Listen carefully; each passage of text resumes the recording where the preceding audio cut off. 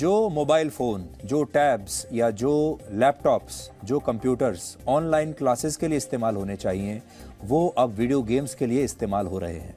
भारत की 41% आबादी 20 साल से कम उम्र के बच्चों की है और इन बच्चों को ऑनलाइन गेमिंग ऐप्स की लत ने इस समय बुरी तरह से जकड़ा हुआ है। या आप ये समझ लीजिए कि ये सारे लोग नशे का शिकार हैं। वर्ष 2020 में हुए एक सर्वे में 20 साल से कम उम्र के 65% बच्चों ने माना था कि वो ऑनलाइन गेम्स खेलने के लिए अपना खाना और नींद तक छोड़ने के लिए तैयार हैं और बहुत सारे बच्चे तो इसके लिए अपने पेरेंट्स का पैसा तक चोरी करने के लिए तैयार हैं। एक समय था जब बच्चे स्कूल से आकर अपने दोस्तों के साथ खेलने जाते थे, बाहर जाते थे खेलने के लिए। और शायद आप भी अपने बचपन में स्कूल से आने के बाद या छुट्टी वाले दिन घर से बाहर पार्क्स में खेलने जाते होंगे। उस समय गिल्ली डंडे का खेल होता था, हाइड एंड सीक का खेल होता था, खो खो लोग खेलते थे, कबड्डी, रस्सा कशी या जिन्हें आप आउटडोर गेम्स कहते हैं, वो हम अपने दोस्तों के साथ खेला करते थे। समय कैसे बीत जाता था पता भी नहीं चलता था। घर से बाहर रहते थे, मेहनत करते थे, उस समय गर्मी भी नहीं लगती थी। और इसके बाद समय बदला और बच्चे स्कूलों में होने वाली एक्टिविटीज तक सीमित हो गए और आज बच्चों के लिए उनका लैपटॉप, कंप्यूटर और मोबाइल फोन ही एक नया प्लेग्राउंड बन चुका है। इस समय हमारे देश के बच्चे एक दिन में औसतन 218 मिनट ऑनलाइन गेम्स खेलते हैं। पहले ये 24 घंटे में औसतन 151 मिनट था, जो अब बढ़कर 218 मिनट बन चुका है।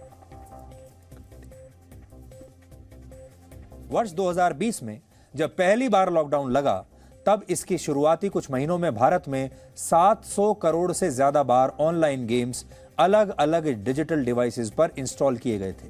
वर्ष 2018 में भारत में ऑनलाइन गेम्स खेलने वालों की संख्या 26 करोड़ 90 लाख थी, जो इस साल के अंत तक बढ़कर 51 करोड़ हो जाएगी।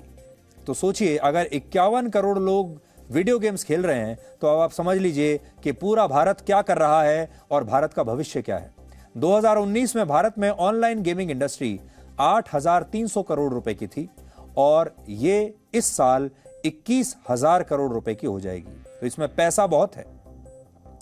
बड़ी बात यह है कि पूरी दुनिया में जो ग्लोबल बॉक्स ऑफिस कलेक्शन यानी फिल्मों का कारोबार है वो 3,23,000 करोड़ रुपए का है, जबकि global mobile gaming industry 15.5 lakh crore रुपए की, यानी ये अब फिल्मों से भी बड़ा उद्योग बन गया है।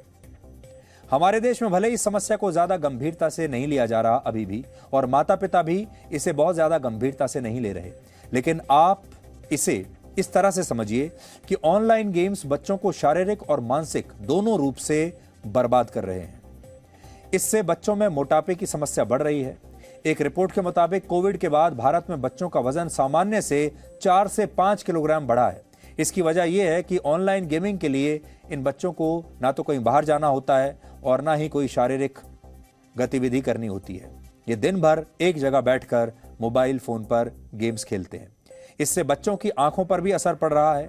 बच्चों का स्लीप पैटर्न बिगड़ गया है और वो अब इसकी वजह से नींद भी बहुत कम ले रहे हैं।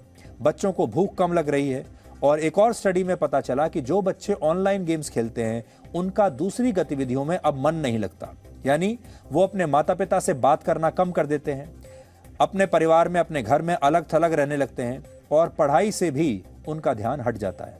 ऑनलाइन गेमिंग एप्स एक एडिक्शन यानी एक लत है। अगर किसी बच्चे को ये नशा लग जाए तो उसके लिए ये समझना मुश्किल हो जाता है कि वो क्या सही कर रहा है और क्या गलत कर रहा है। और जैसे हर खेल में हार जीत होती है, ठीक वैसा ही ऑनलाइन गेम्स में भी होता है, लेकिन इसमें क्योंकि पैसा लगा होता है इसलिए हारने पर बच्चे नाराज हो जाते हैं, चिड़चिड़े होने लगते हैं और छोटी उम्र से ही उनके डिप्रेशन में जाने का खतरा बढ़ जाता है। इसके अलावा ऑनलाइन गेम्स में इतनी हिंसा होती है कि इससे बच्चे हिंसा के प्रति आकर्षित होने लगते हैं। अब आप ये समझिए कि आपको कैसे पता चलेगा कि आपका बच्चा भी ऑनलाइन गेमिंग के नशे का शिकार हो चुका है। अगर आपका बच्चा अपनी ऑनलाइन गतिविधियों को आपसे छिपाने लगे तो आपको सावधान हो जाना चाहिए। बच्चा अचानक से जरूरत से ज्यादा समय इंटरनेट पर बिताने लगे तो भी सावधान होना चाहिए। आप के पूछने पर बच्चा अगर अचानक से अपने डिजिटल डिवाइस की स्क्रीन बदल दे या बंद कर दे तो समझ लीजिए कि वो कुछ ऐसा कर रहा है जो उसे नहीं करना चाहिए और जो वो नहीं चाहता कि आप देखें। अगर आपका बच्चा इंटरनेट इस्तेमाल करने के बाद अचानक चिड़चिड़ा हो जाए तो ये इशारा है कि कुछ गड़बड़ है। अगर उसके व्यवहार में कुछ बदलाव आप देख रहे हैं तो इसका मतलब कुछ ठीक नहीं है।